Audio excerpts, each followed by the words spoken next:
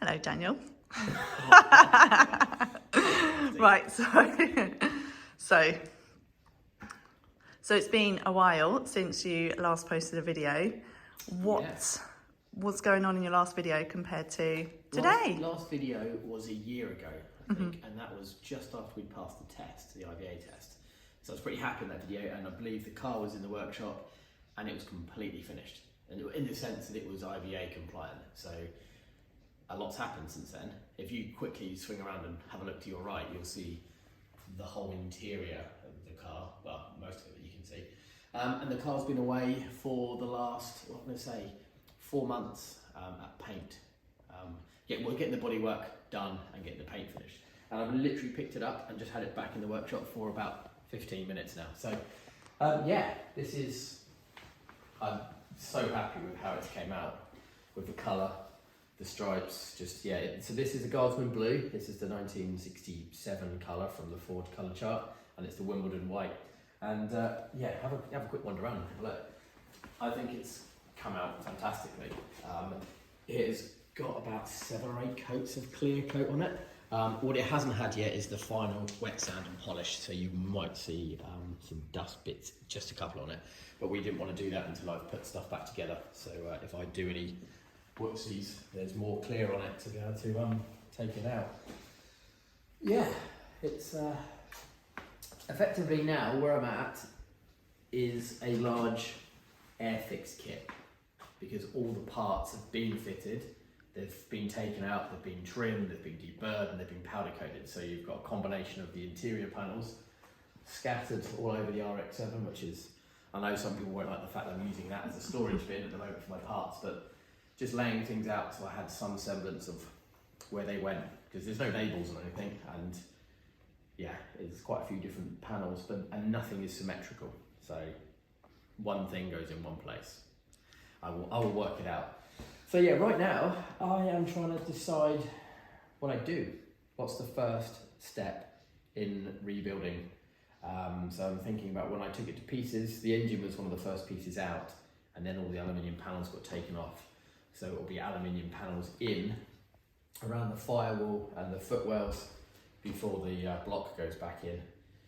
So I've just got to be super careful when I do that.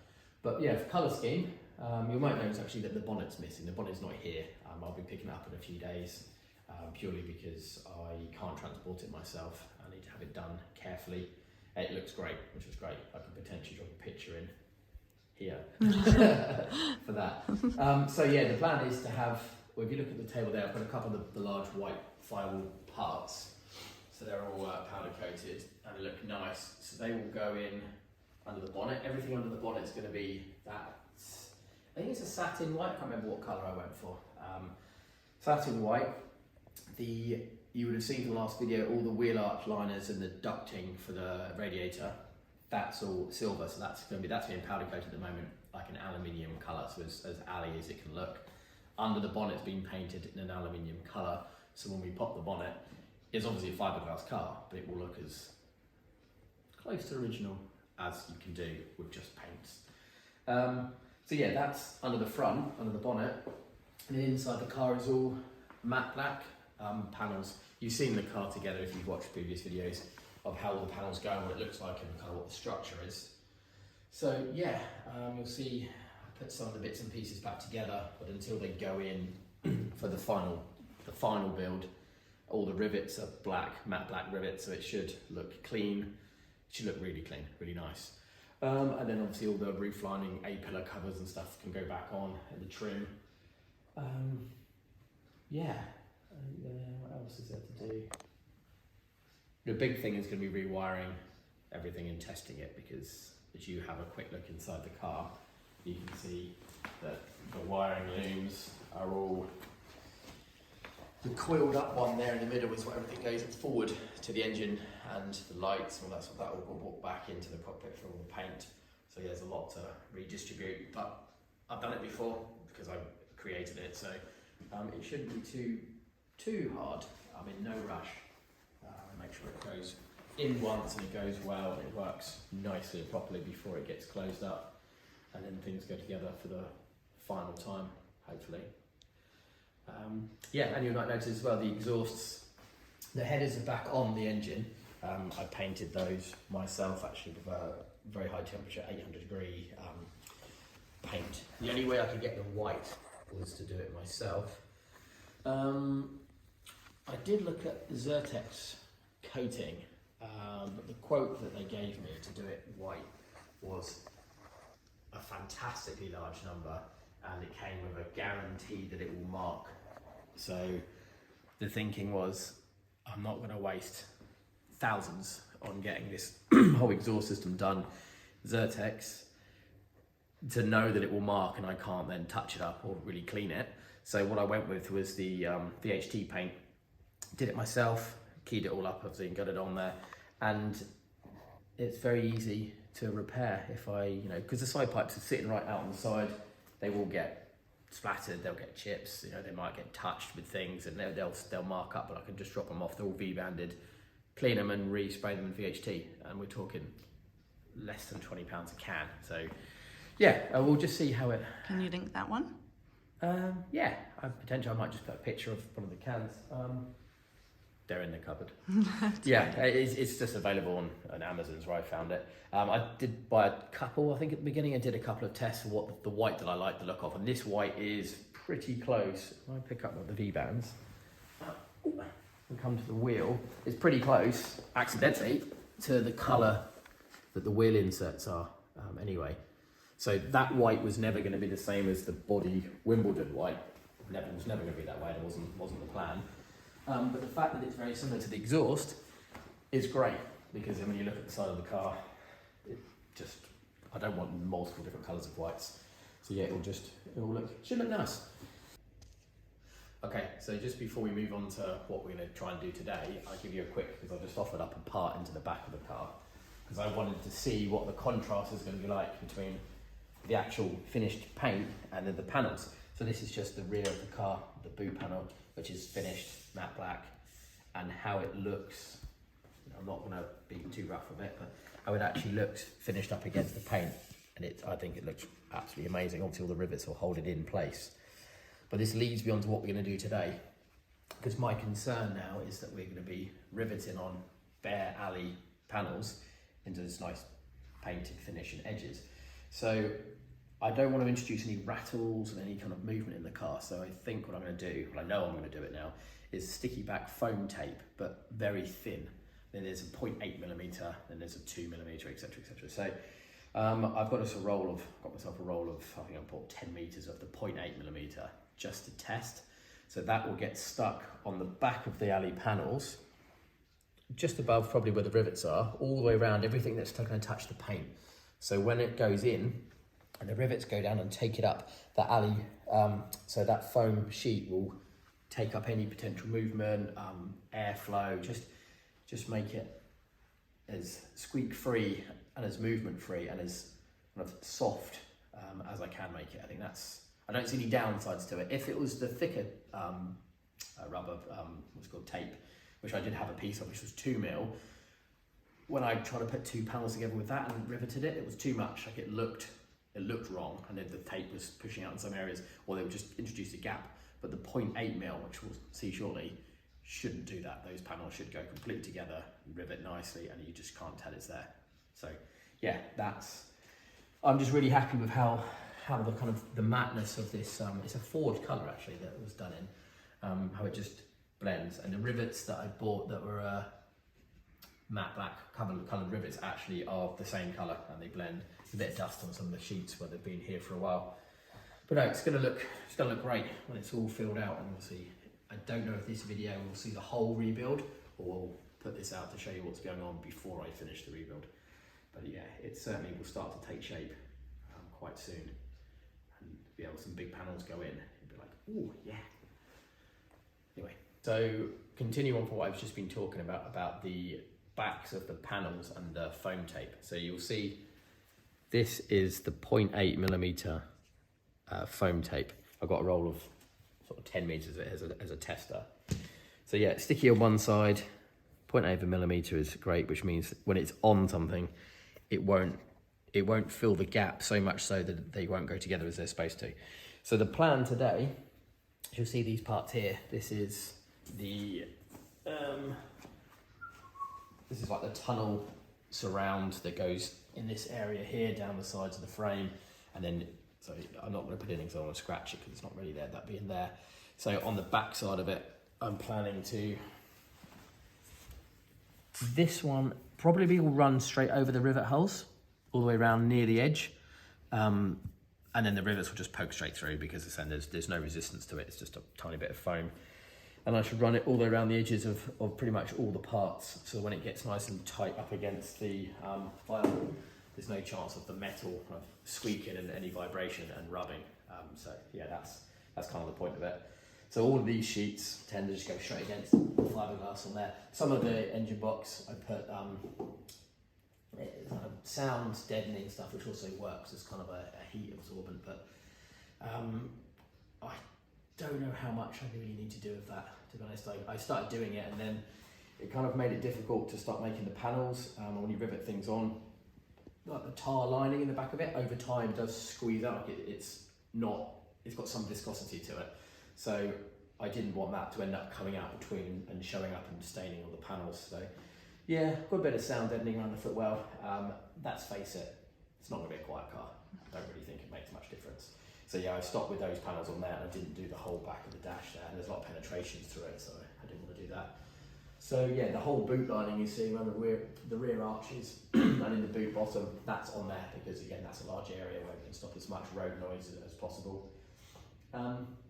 There was a thought process of whether I put it on the backs of the panels that line the actual cockpit. I decided not to. Just, yeah, my choice.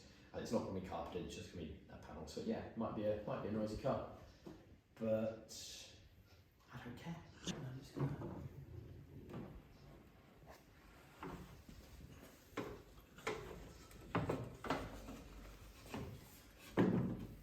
Have you got it on? Are you filming? Mm-hmm. Okay. Well, that's an example of what it's going to look like when it's actually in place. Yeah.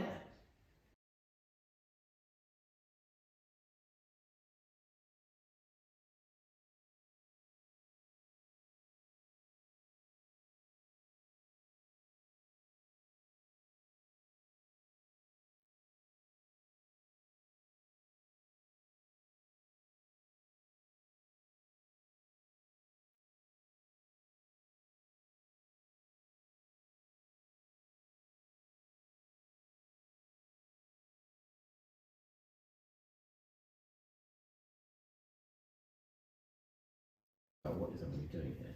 Okay, we don't need any sound on this bit. Like Geppetto. Who made Pinocchio. Yeah, I know that. Yeah. So what's the overlay in terms of how much of an overlap will there be where the rivets are? These panels themselves, there's no overlap. These are going straight onto the fiberglass of okay. Like the actual the body, what you would call it, like the fire panel, firewall even. So I'm just going to stick this down.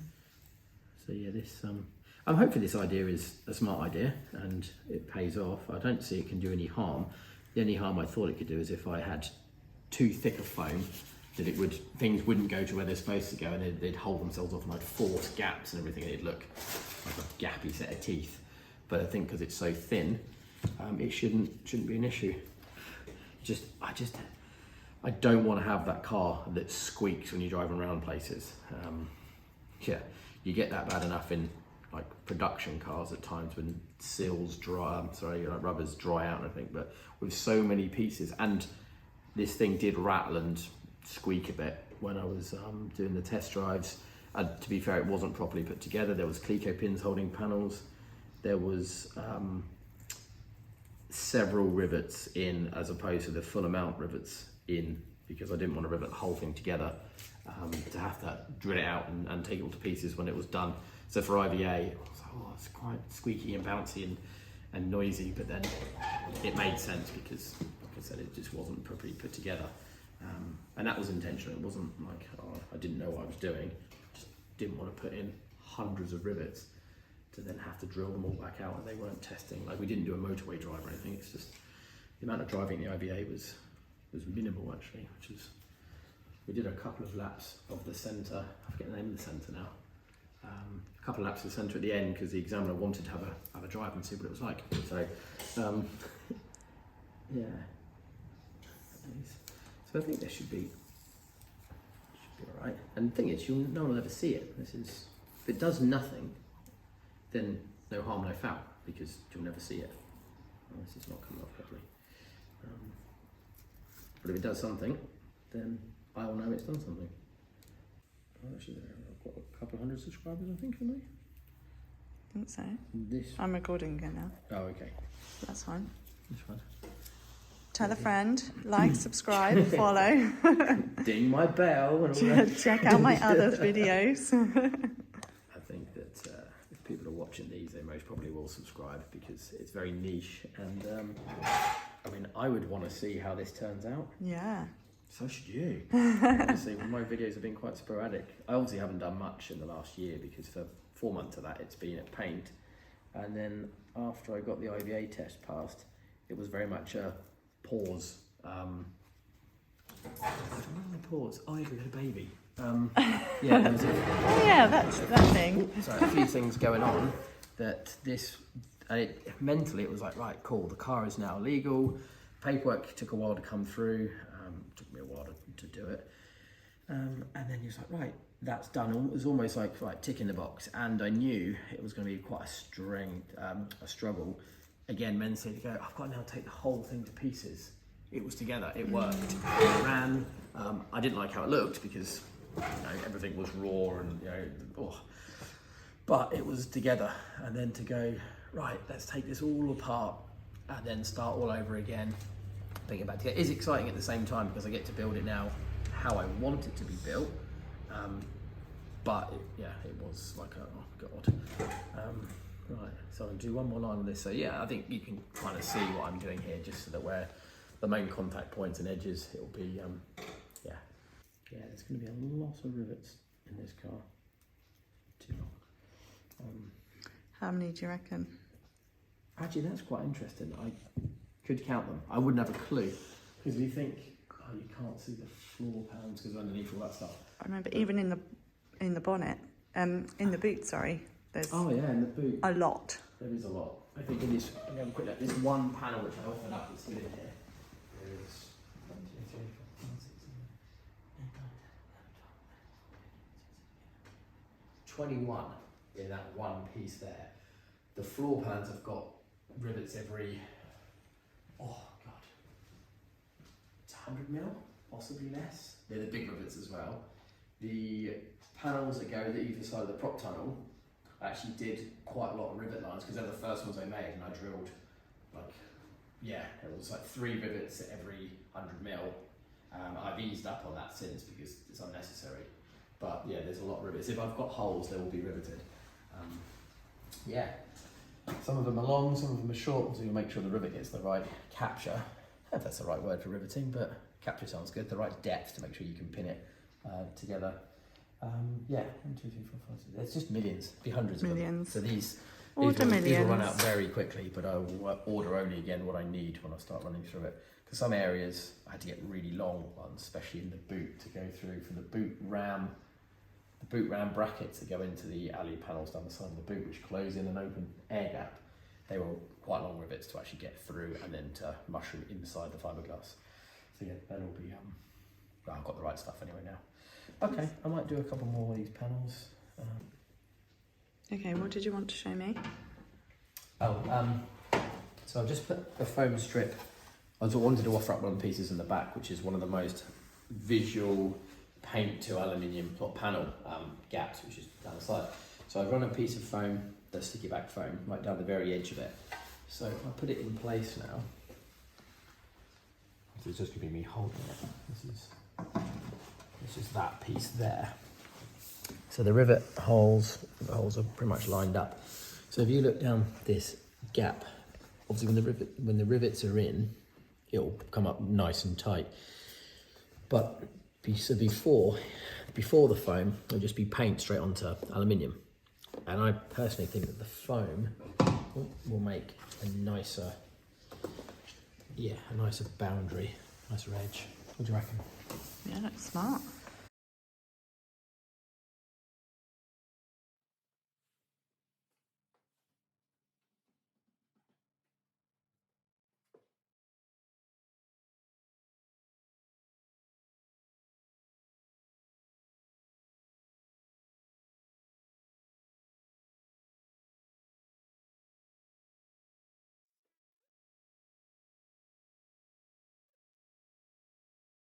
No, you go, welcome back to the channel. Right, you just turn it on and I will then just... We're on. Ready? No. Okay, hi everyone, welcome back to the channel. The last video you'd have seen, it was looking very different. So if you can... Yeah, so in the last video I was going around the panels and I was putting the foam tape on the back strips of them, which you can't see now. So since then I've basically installed all the panels that I needed to. I got a bit carried away and I installed basically all of them under the bonnet and the firewall. Because I won't be able to get to most of these when the engine's in place.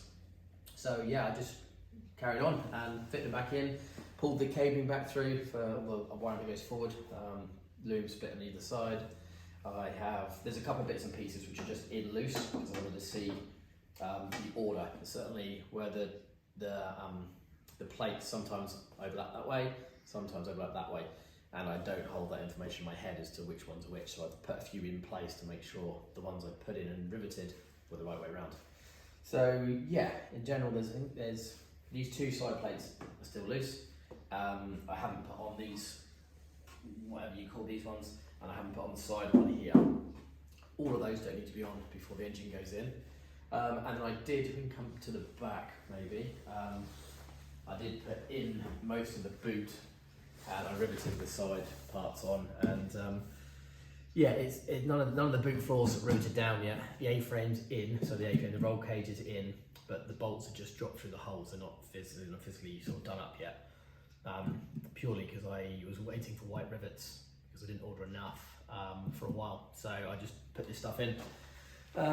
So yeah, not a lot of change back here. I'll just go around with the gun and rivet them all in properly. But yeah, this has not been my focus.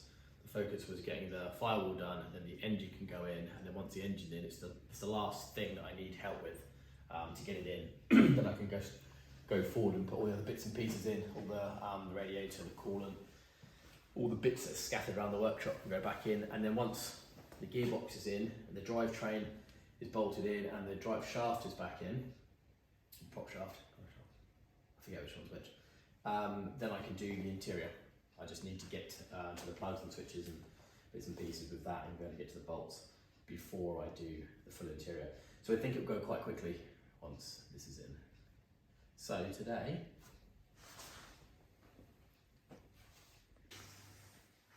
So what's next? Well, this great big lump needs to go back in there.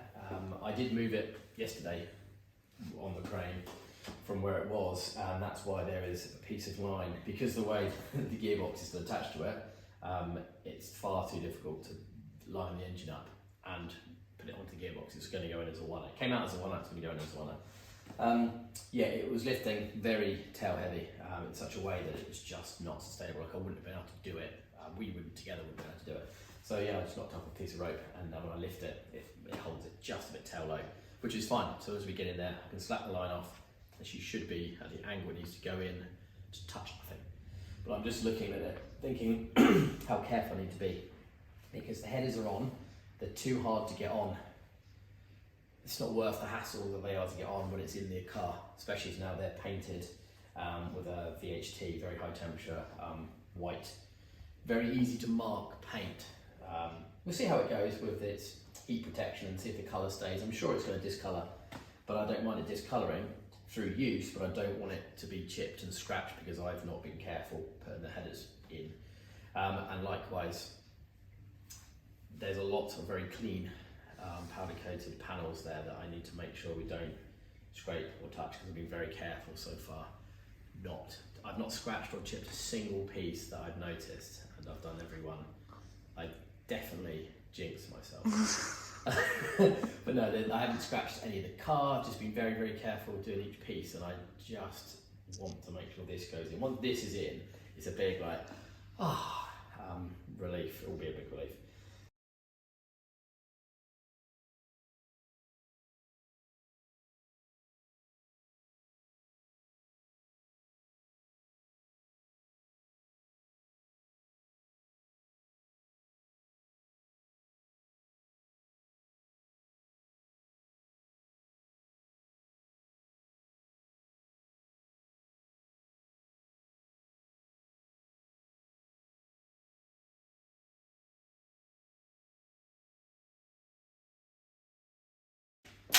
What's the plan now? So, you've just seen the failed attempt. We don't have enough depth on the crane to get all the way up to the front of the chassis. It hits the crane before we're far enough back to be able to come down into place. We're probably about a foot too short on the crane, and the crane's at full extension, and so I can't remember when I took the engine out if I was from the side. I think I must have been. It was on axle stands, the wheels weren't in on. So what I'm going to do now is lift it, pop it on the axle stand, take this wheel off. I'm not going to change much, it's just only going to come up about half an inch. So then the wheel's off, then what we'll do is we'll come in at the side at an angle, so the engine will sit. It'll come in this way, sit here, and then we'll spin the front of the crane, push it sideways to get that motion. So we've got enough depth. That was the issue. We don't need to come all the way in, we need to be sort of like here. And then we'll lower it down that way. Not as straightforward as I thought that was going to be, but that's not as long as it needs to be. So Round two. Yeah, round two. But fundamentally, like, it was working fine. We had good sort of coordination on what was going on, and it was under control, which is the important thing. I didn't feel like it got out of control. Nothing's been touched, which is cool. So I'm just going to lift it up now. Wooden block on it.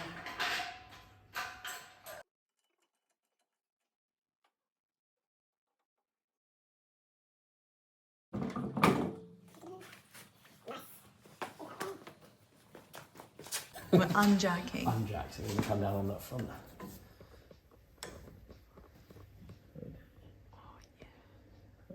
If anything, it's dropped the side of the car slightly this side, easier for the engine to go in. So now we've got more clearance underneath the car. Well, we've got total clearance there now. Move the jack out of the way.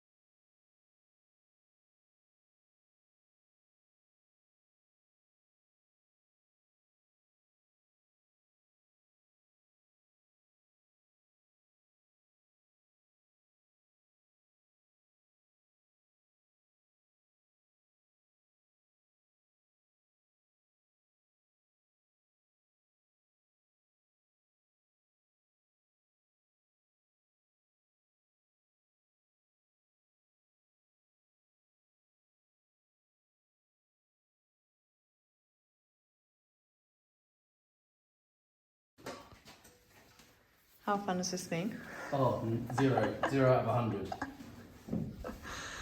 Engine mount bolts are through, so Yeah. the weight's going to come off. Okay. Whoa. So I'm just going to take some weight off, right. I'm not going to take it completely off yet because I need to now jiggle around the gearbox end. I'll move the dolly and that stuff out of the way and do it on the jack.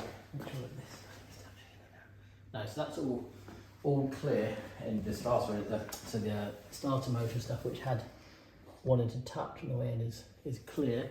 is in. I'm about to take the weight off on the crane because I want to have it completely unsupported. Oh, there we go. There we go. That is untouched. Oh, finally.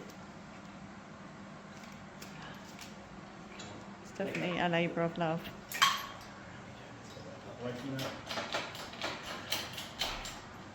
How does it feel to have the engine in? Feels good. It's going to feel even better when it runs. No, that's a great milestone.